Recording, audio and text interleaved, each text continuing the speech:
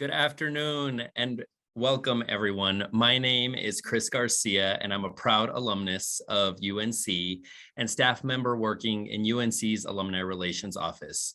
Thank you all so much for joining us this afternoon for this alumni career panel titled Alumni Working in K-12 Education. Today we will learn from and connect with fellow UNC Bears working in this industry. Before I introduce you to our panelists, though, I would like to share a couple of housekeeping items.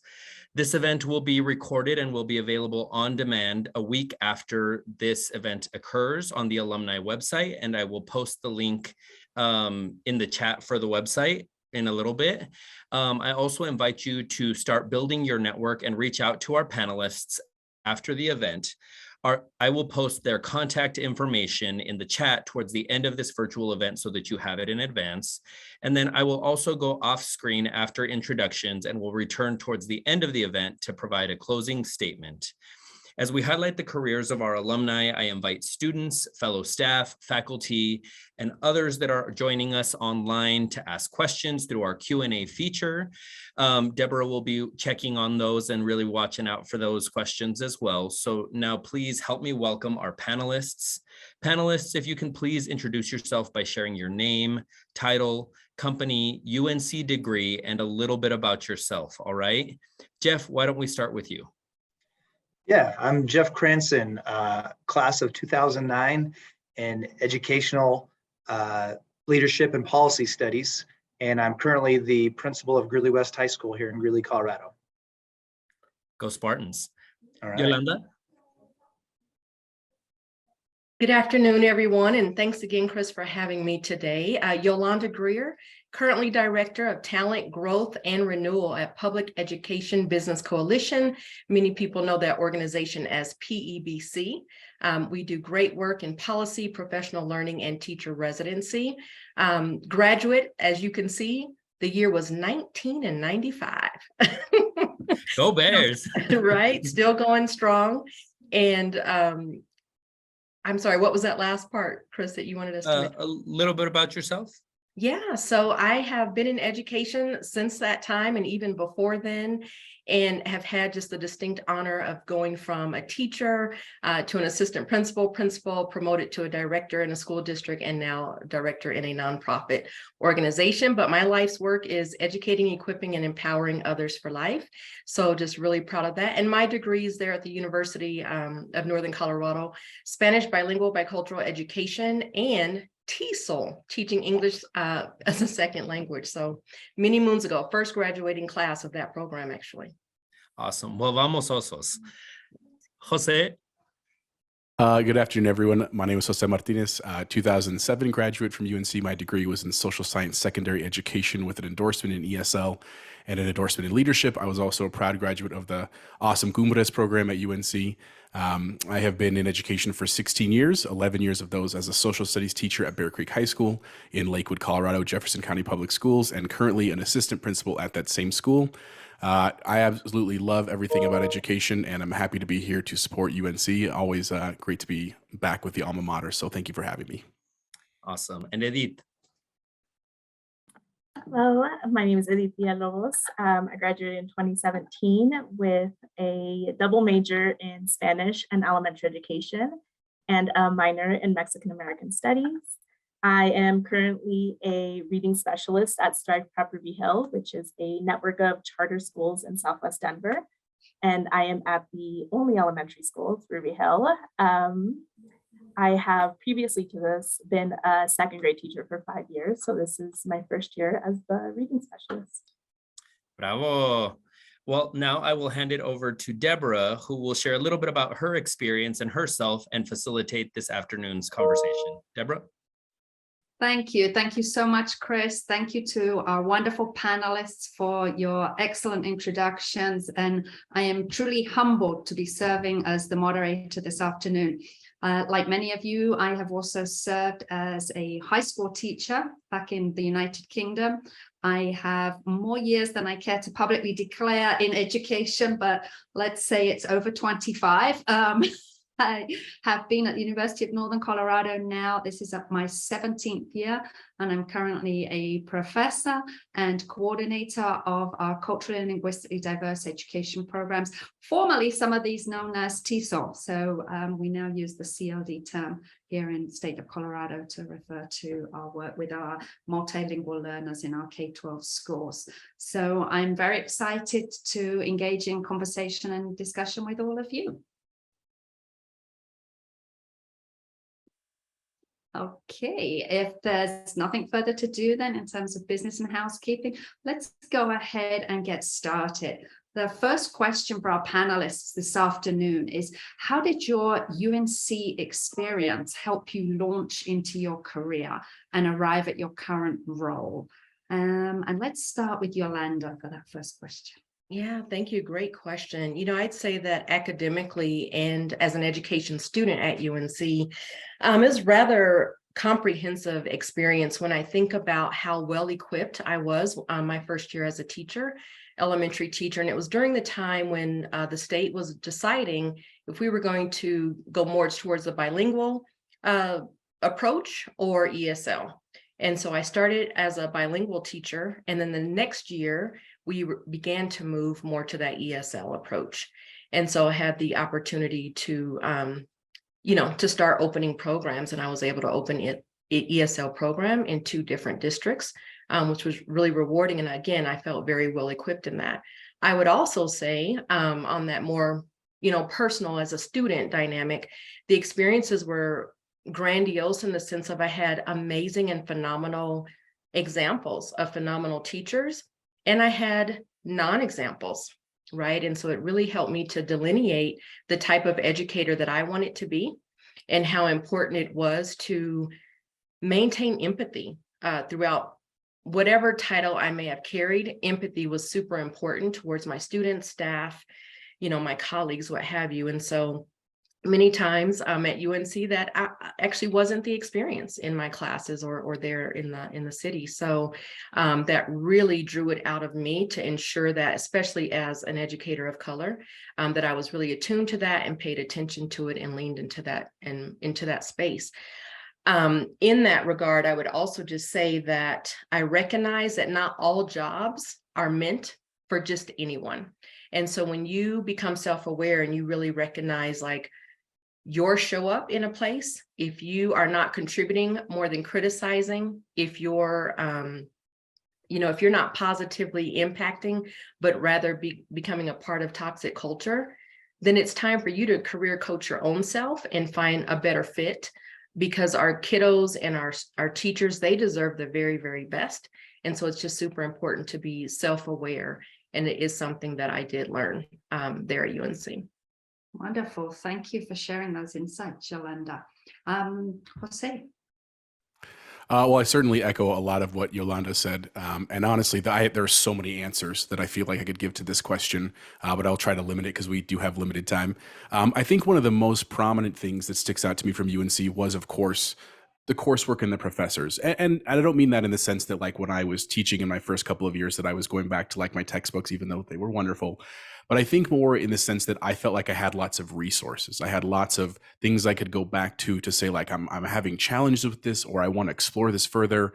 And not only was I taught kind of that content in my classes, but also I was taught how to kind of further explore that on my own and use the network and connections that I had developed at UNC, including things like I said in the Cumbres program, that I really didn't feel alone, which I think is a challenge that a lot of our young educators feel like, and not in the sense that they don't have colleagues that are supportive, but you face this kind of duality of like, I want to do my very best on my own and kind of prove my worth, and I don't want to seem like I don't know what I know. And so that can be at odds with itself.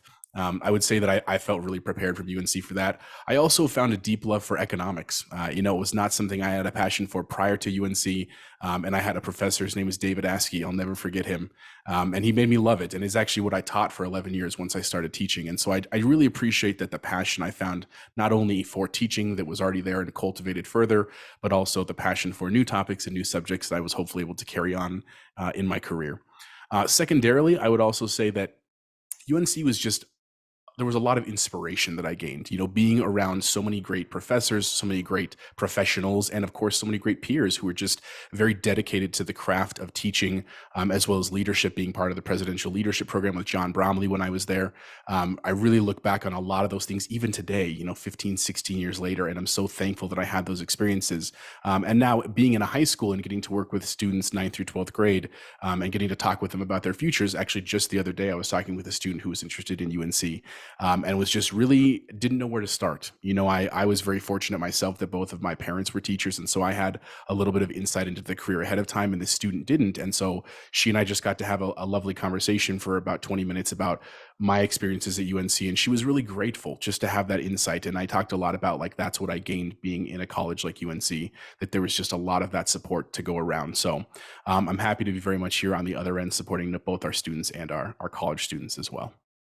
Thank you. Thanks for your advocacy with your current students. And I'm seeing some themes here with Yolanda and Jose, this sense of passion and community that you each found at UNC, and how it sort of drove your discovery and sense of self as central. Great. Jeff, what about you? Do you remember the question? How did your UNC experience help launch your career?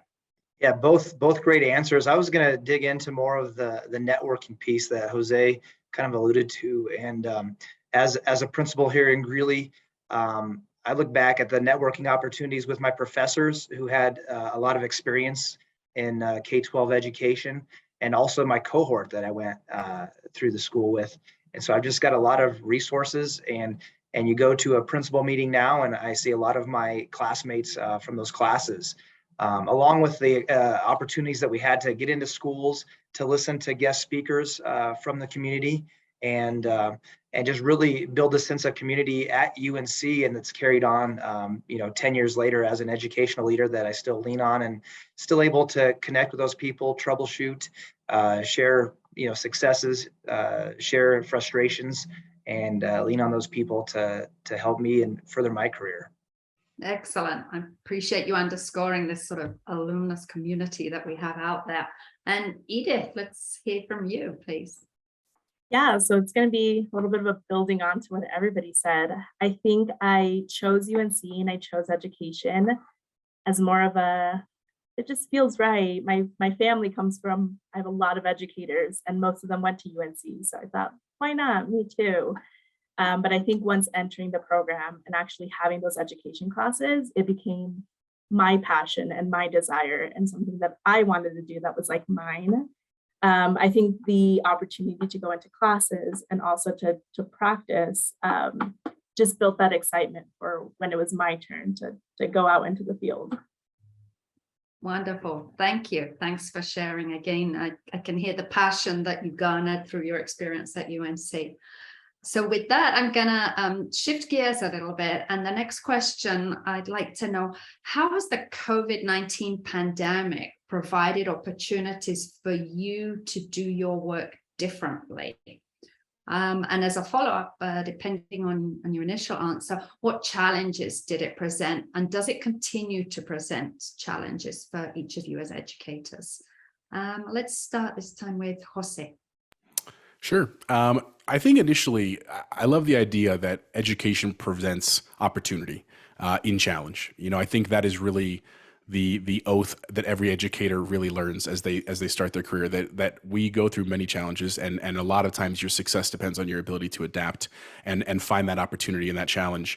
I think COVID-19, for me personally, it was in my first couple of years as I was taking on this administrative role after teaching for a very long time. And so a lot of it was logistical at first. It was learning how to use things like Zoom. It was making sure every student had a way to connect to the internet, to have a device for school. And those were significant challenges. But we actually got through them pretty quickly. It proved, I think, that we were more adept than we had anticipated. And I'll be honest, I was very proud that despite this crazy event that no one foresaw, we were able to change so quickly. I think what it's kind of leading into the second part of the question, what has really become, I think, more of the challenge, at least in my experience and my experience of my school, is that it changed the way that some of our students experience some crucial years in their educational experience. Speaking specifically about socialization with their peers, socialization socialization with their teachers, learning how to be professional and how to be personal in what they do. And it's, now a couple years out has certainly gotten better. We've learned to really adapt it to some of the things that we should have probably been doing along the way in terms of our socialization of children and helping them grow and just be effective adults. But it's also continued to present challenges that you don't anticipate it in the time. You're so focused on the then, like I said, getting computers and internet and stuff that, I wish in that moment we had been more direct to say, like, we need to really think about how this is going to affect the way kids experience like these years in school. And my own personal children were very young. They were just starting school. And so thankfully, like, my wife and I were able to supplement that at home, but not every family did have that luxury. And so keeping that perspective in mind, Yolanda talked about that in her first response, like empathy is an important part of the job more than ever today, because our students have faced so many challenges that frankly, we didn't in our educational career. And they were things that no one could have experienced. So having that empathy, being willing to adapt has really come from COVID, and it's been great, but it continues to present challenges that will definitely keep us busy and employed for the coming years. I will tell you that. Yeah, excellent points. Thank you, Jose. Edith? Yeah, I agree with a lot of that. I think that as an elementary school teacher, it was very hard to do online teaching. And I think that we have learned from those experiences and have really tried to push independence with our kids of like, we will not always be there holding your hand. And like a lot of our kids didn't have parents there trying to help with this. So I think we've really pushed for independence and how to adapt and how to just go with the change and do our best. And I think I agree with the challenges. I think that we're going to have challenges for quite a while, especially with like our younger kids. I think our kids miss some very foundational years and therefore miss some like very foundational skills. For example, some of my second graders, they missed their kindergarten year. Their kindergarten year was online, which, let's be realistic, is not, a kindergartner online is not real. So first grade was spent catching them up from kindergarten. And now we're in second grade and we're trying to still close those social skills, those academic skills before we really get into that content. So it just feels like a race of just like trying to catch up when the finish line just feels really far away. Yeah, very, very well put, Eddie. Thank you. And I appreciate that both of you are acknowledging, it's not just the academic and logistical challenges, but issues of socialization and so much more that we know happens at schools and within our classrooms. Great. Yolanda, let's hear from you. Yeah, I certainly concur with my colleagues here, Jose and Edith, and I would say, it definitely forced change for the whole, right? So there were no options. You didn't get to decide like, yes, I'm an early adopter, or I'll just be a resistor. No, we just all got to do it. And how we felt about it along the way, that part varied, but yes, we, it leveled the playing field in that regard, but it also presented a mirror to us in how we had done our work before, as well as like illuminating the good, the bad, and the ugly of our practices. So we really had an opportunity, like I think it was a beautiful, be it hard, but a beautiful opportunity to really examine how had we been going about education and supporting our students, supporting our staffs, supporting families in the community, through educating our kiddos and ensuring high quality education was happening. And so in that, right, it propelled us into innovative practices. So for the resistors, you got to do it, right? And for those that were already out front, many already had the resources necessary to make that shift. I think from the majority of us in Colorado, I think we all had 2 weeks to really prepare that extended spring break to prepare to receive our students back in a virtual space. And so just the idea of, not having technology available for all students and all staff, and even recognizing that some of our adults didn't even have internet access, right? Let alone our students and families. And so how do we come together as a community? And so really created a list, if you will, for us to say, okay, these are the things that we need that are now foundational, right? Like it's not just dreamy that all kids, that we're a one-to-one, right, with technology. that's a foundational dynamic that we just need to have in our educational practices. And so when I think about, are we better today? There was a question, I'm sure many of you probably experienced this in your schools, right? Like, how do you want to come out of COVID? When it's over, what do you want to be true about yourself, right? And so I would, at the bare minimum, say, we're better today than we were March 2020, but yet there's still so much more to do. And when I think about the ongoing challenges, which I think was the second part of that question, something that continues to resonate, and even for where I am now, is the ability or inability to self-regulate adults and kiddos. And what strategies do we have to be able to do that? I think is something that we really have to continue to prioritize. And I'm, proud that Colorado has really leaned into that space. And there's so much more trauma-informed supports and access to that across. But we definitely have to continue to keep that at the forefront of our work and our practices. And then also just the ability to prioritize day to day in your life, right? And like how to prioritize that so that you can be a high functioning human being. And no matter what you do is super important. So creating some systems and structures for yourself and then reaching out for supports as you need it is really important.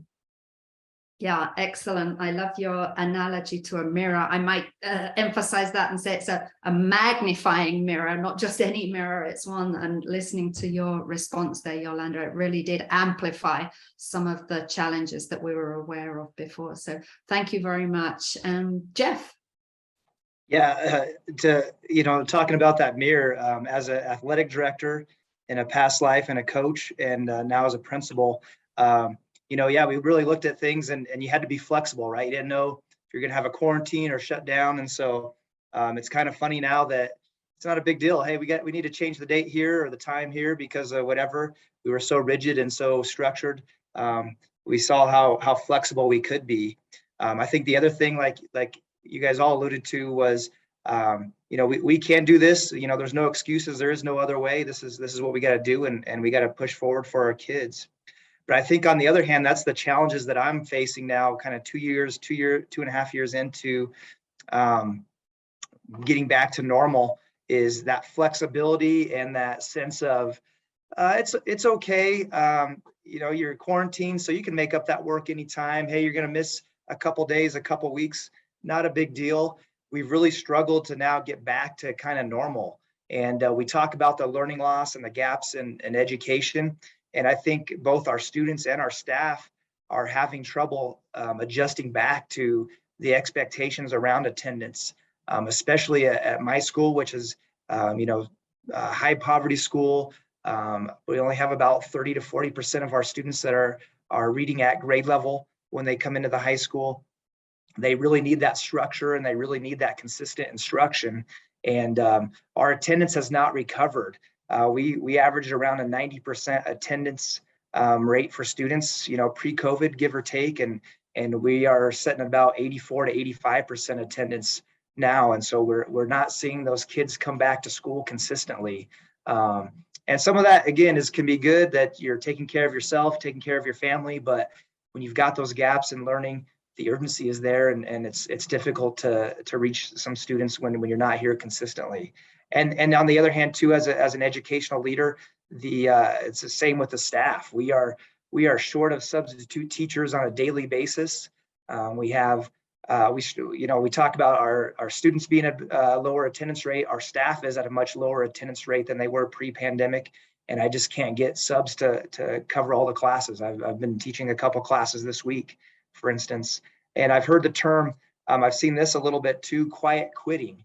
That I'm going to just do the bare minimum, and when I quit, the job market's hot and I can find the next job down the road.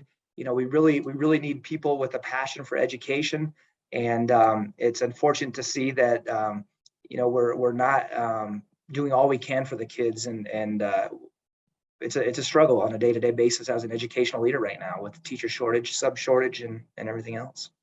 Yeah, thanks, Jeff. I hope the audience appreciates your frankness, and again, underscoring what those of us that are in it already know is a teacher crisis, and for highlighting some of the main challenges that you're seeing at your school. Thank you.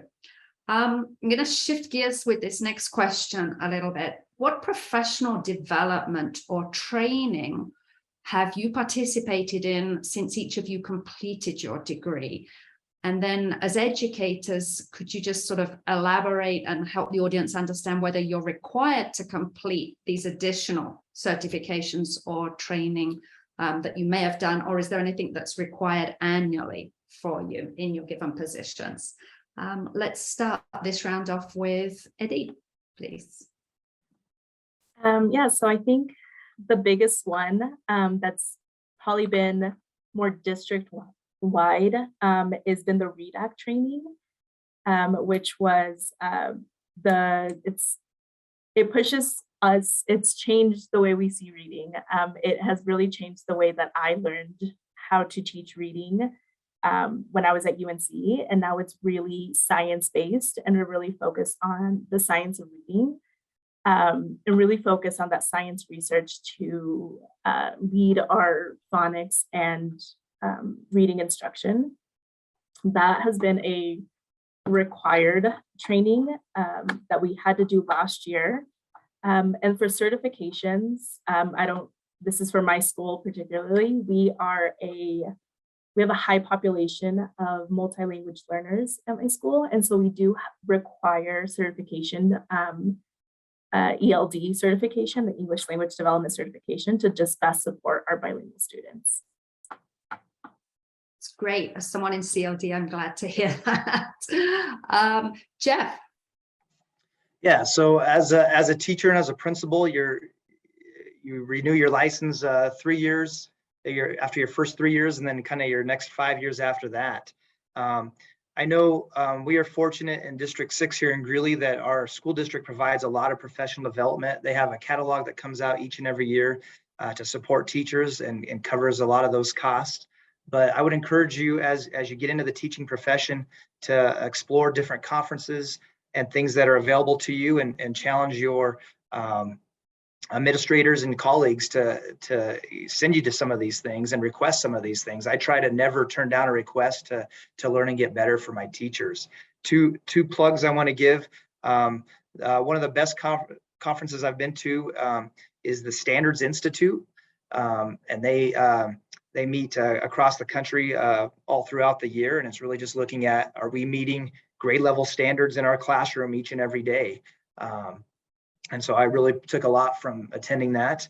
And then I also got involved as an AVID teacher. So I know a lot of our UNC students here have the opportunity to be an AVID tutor in our school. I'm looking for tutors right now if you're interested. And so I actually started the AVID program in Greeley. We had the first AVID class at Greeley West High School about 15 years ago.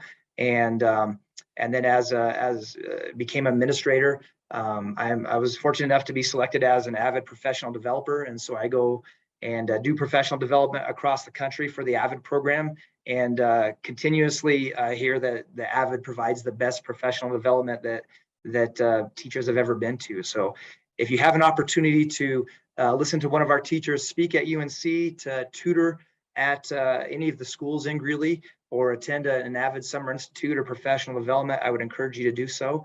And it's definitely something that we look for in resumes, that our candidates have that experience with the AVID program. Thanks, Jeff. That's great. I appreciate in particular as well your reference to sort of professional development and conferences, and would encourage everybody, even if you're still in school and in college, to seek out opportunities to meet others as well. Okay, Yolanda, let's hear what you. So Jeff, you got me all like fired up talking about AVID and Unbound Ed with the Standards Institute. I certainly agree with you on those.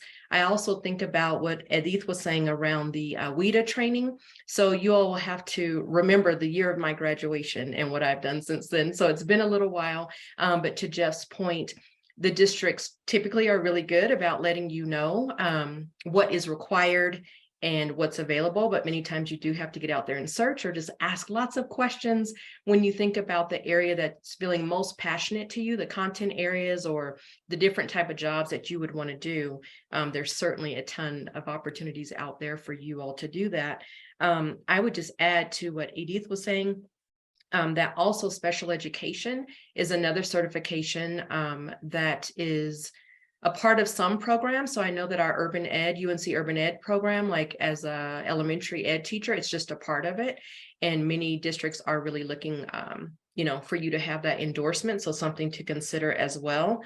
And then, yeah, I think that's it. And I thought about that one just because I believe my son is on right now from Phoenix at GCU, and he just graduated as a special education teacher. So I'm like, yes, you have to have that one. So I've had many other trainings too. So, what I would just say to that, in that career trajectory to principal and then to a director, but one that I will call out is the University of Northern Colorado's Toynton Leadership Education program was absolutely phenomenal. So there's a lot of great resources, and many times just connecting back to UNC has been super supportive for me when I needed additional training.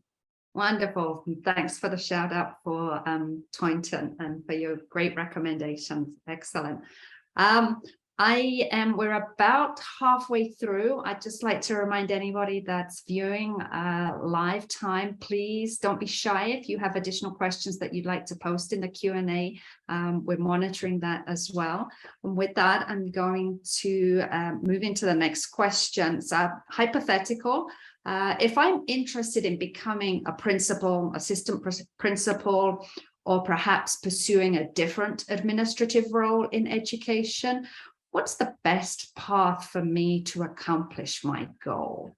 And I'm going to open it up to Jose, please, to start.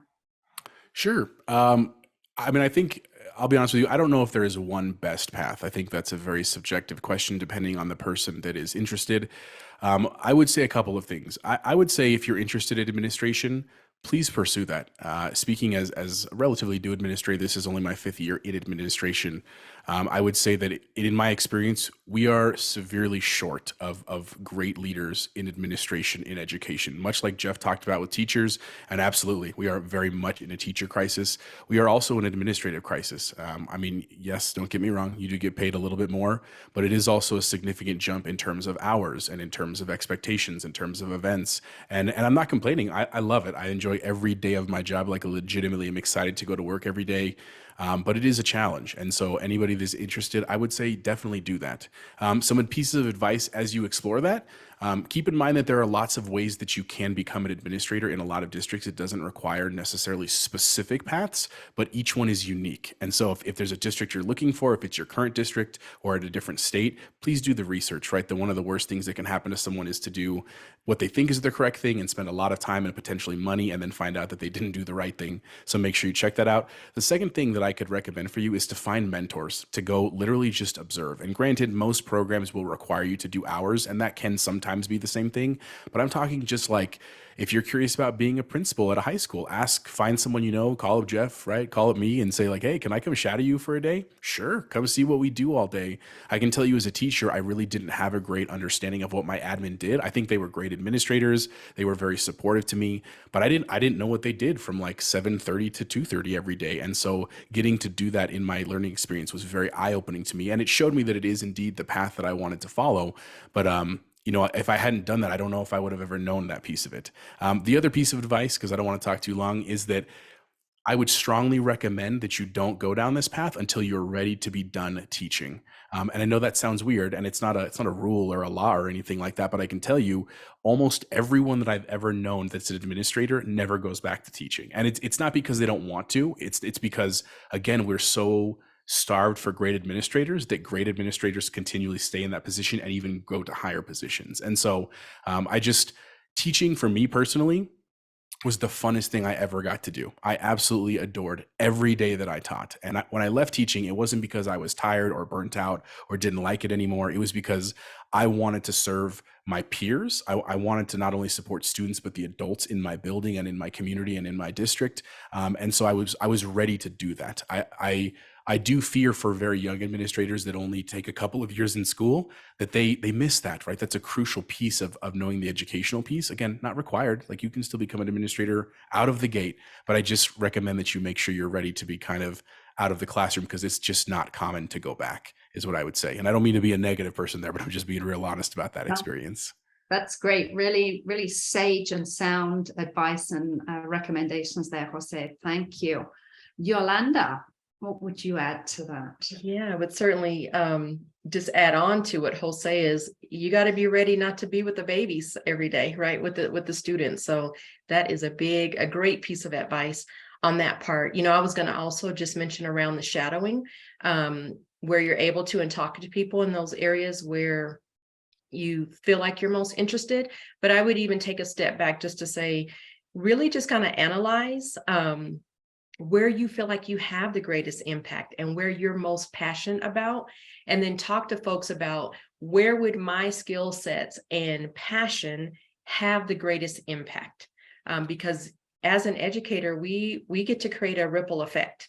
And so we want to make sure that you're in the right place to be able to do the right work that also is life-giving for you. So.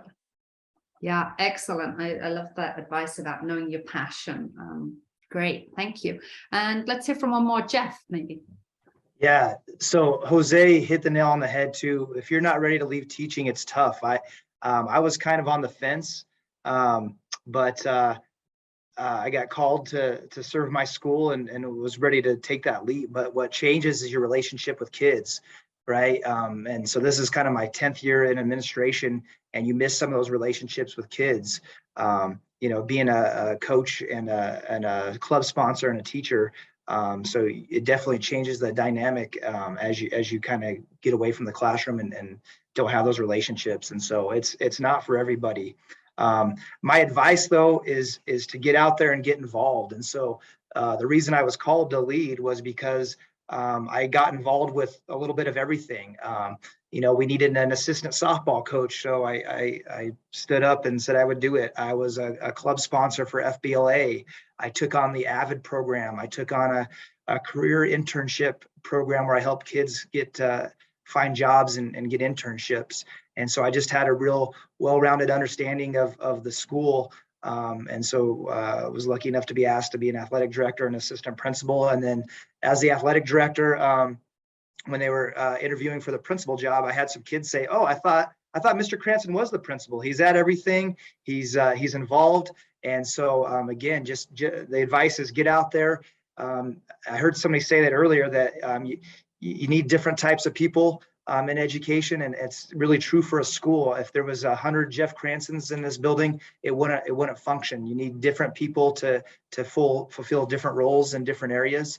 And but the more you know about everything that's going on in a school, the better prepared you would be to lead all those different programs and have that buy-in from your staff as you're trying to lead and create change and improve systems. Excellent. That's a really nice narration of your own sort of personal evolution and journey into a leadership position.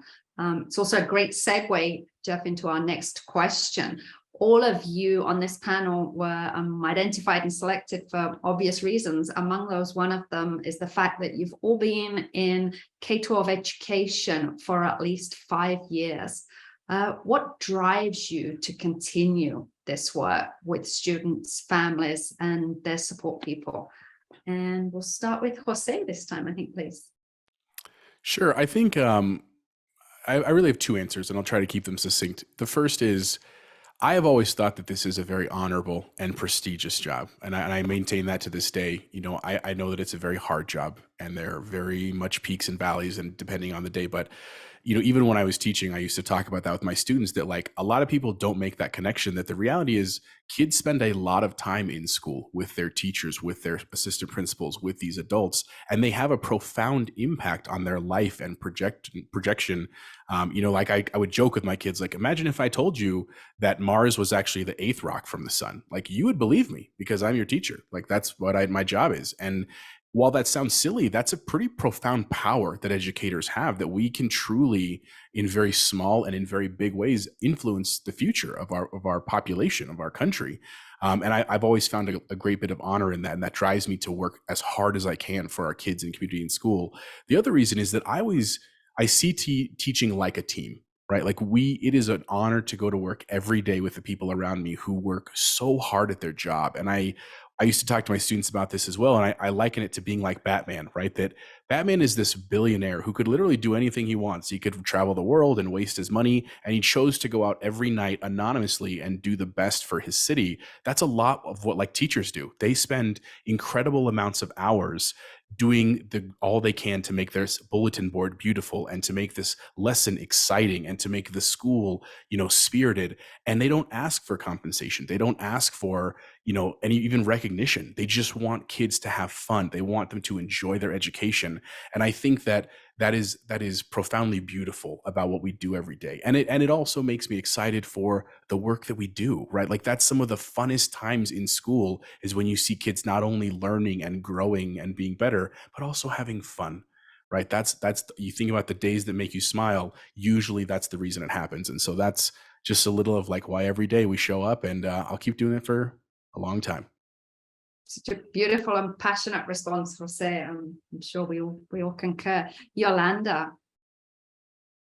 Yeah, I'm just really enjoying my colleagues here. So thank you all for these beautiful insights. I would say I was called into education in the 4th grade while taking a math test. I remember it as if it happened yesterday. And so I go back to that notion of purpose. And my personal mantra is educate, equip, empower, and elevate others for life. It is the reason for my existence on this earth. And so whenever I am in a space and ensuring that I'm in a space where I get to do those things, it's why I still remain all these years later. I had a little stint of doing real estate for a time. When I saw that first teacher paycheck, I was like, so I actually did real estate on the side for a long time. And then I took a 5-year sabbatical when my first 2 kiddos were little, and I did real estate full time. And I made a lot of fabulous money, and I hated going to work and doing contracts and showing properties and all the things that I was doing, because it wasn't my purpose. It wasn't my calling. It wasn't fulfilling, despite the amount of money that I was making. And so I would just encourage folks to, again, really know who you are and your purpose, and then ensure that you are in a space where you can just shine. Excellent. I love the purpose and the focus there. Jeff. Yeah, so the best thing about teaching that I tell everybody is you cannot wait for the next class or the next day or the next year, because you can always do something better and you can always improve. And so the tough part about that is you have to expect non-closure, because you're never going to have that perfect lesson or that perfect unit or that perfect year. You can always get better. And as soon as you think you've got it down, there's going to be some new technology or new information or new strategy that you're going to learn to make it that much better. And so that's what drives me every day is as I get excited and I get passionate, maybe a little bit too passionate sometimes, because I'm so excited to say, man, I went big. And I have this saying at school too. I want you to go big, and I want you to fail big. So try things out. I want you to try things out. It may go great. It may not go great, but we tried it and we'll learn and get better from it. And so that's what keeps me going each and every day, to just continually to get better here with whatever we're doing at Greeley West. Excellent. Thanks, Jeff. And Eddie, let's hear from you. Yeah, so I really resonate with what Jose said. This isn't just like a clock in, clock out job. I mean, I spent 8 hours a day, 5 days a week for 9 months with these kids. They become my own. We build such strong relationships that everything they do seems so like magical and amazing. You get to experience so many new things with them. You get to spark curiosity. You get to see them struggle and then see them overcome. And it creates a drive in you of wanting them to do better, of wanting them to succeed. And it just keeps, you just keep coming back for it, because it's just such an amazing feeling. It's wonderful. Thanks, Eddie. Just amazing responses and again, so very humbled to be listening to all of you. This brings us to our final question here. We often hear either very negative or extremely positive accounts of working in education. Can each of you perhaps provide a final word of advice for the UNC Bears looking to enter K-12 education? Let's start with Jeff, please. That's a great question. I think as in anything in life, you're going to have people that are life givers and life takers. And so you want to really find those positive influences in whatever it is you decide to do. That what keeps me, what's kept me at this school for 20 years and a little bit of my background too. I'm a business finance major. I was going to maybe teach a couple of years until I found a real job. And here I am 20 years later. And the reason for that is you just work with great people. Students are great. We often hear, this happened at this school or this happened at that school. Kids are great, families are great, and teachers are great. And so I just have a great support system of colleagues and students around me.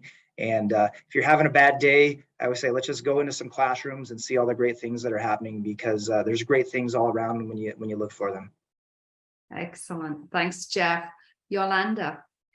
Jeff, now that I do miss. If I was having a bad day, I went to preschool. It was wonderful. I would say the work of an educator causes you to pour out blood, sweat, and tears. And yet it is the most life-giving, rewarding profession that there is, in that you get to help shape and inform the future. And when you do it well, and you will, you reap the benefits. Our society reaps the benefits for years and years to come, generation upon generation. And so highly noble profession, lots of grueling work, long hours. But man, when a kid comes back and they show you how they excelled, they increased their literacy scores, or they learn how to finally, shoot a hoop, whatever it may be, or their first chair now in music, what have you.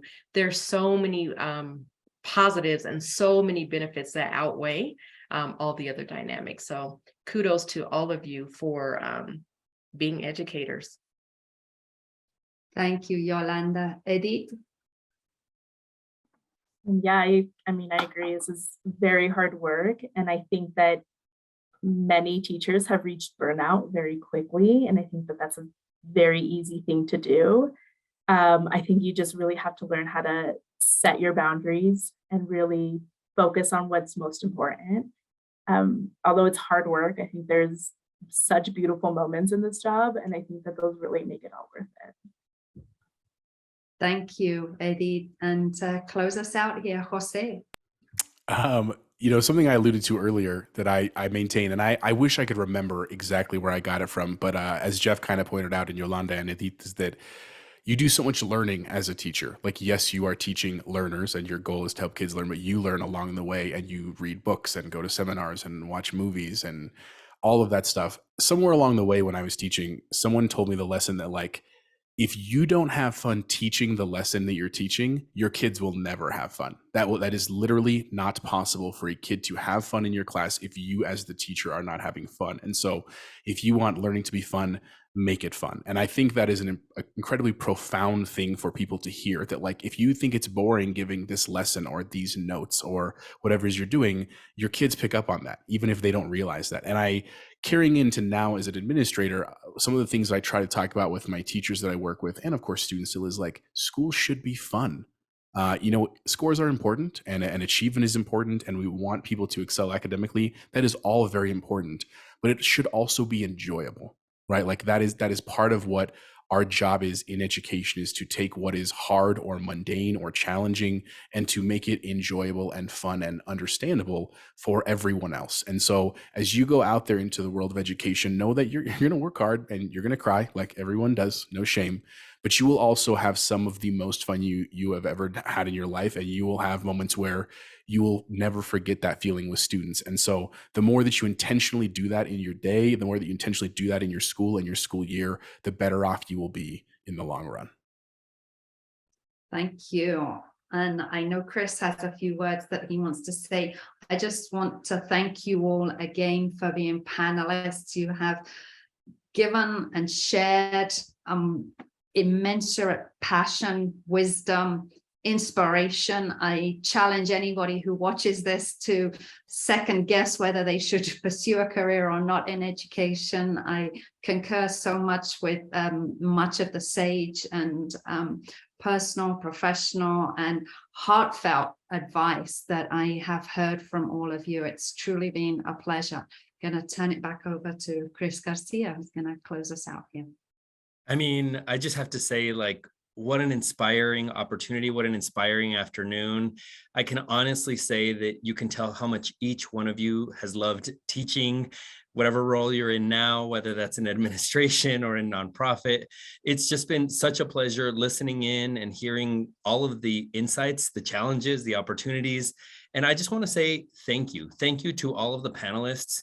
You know, UNC is a school that's been teaching education since 1889, and it's continuously transitioning, continuously, you know, modifying, updating, and you know, as UNC becomes a Hispanic serving institution as well, like that's going to change the way we do things also. And so I just want to thank you again for the opportunity to hear your insight, for your service to the institution and to our students, most importantly. Thank you, Deborah, for being such a wonderful moderator as well. And thank you to everyone who joined us this afternoon.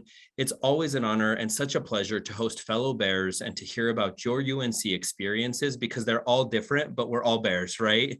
And thank you so much for sharing your career insights and industry insights. If you want to learn more about the other panels that are upcoming, please visit us at www.unco.edu/alumni/careers. Throughout the semester, we'll be hosting several virtual online alumni career panels. So that you can learn more, just visit our website. I hope everyone has a great evening. Thank you again to moderator, panelists, everyone. It's just been such a pleasure. Thank you, thank you, thank you. Let's go together. Go Bears. Go Bears.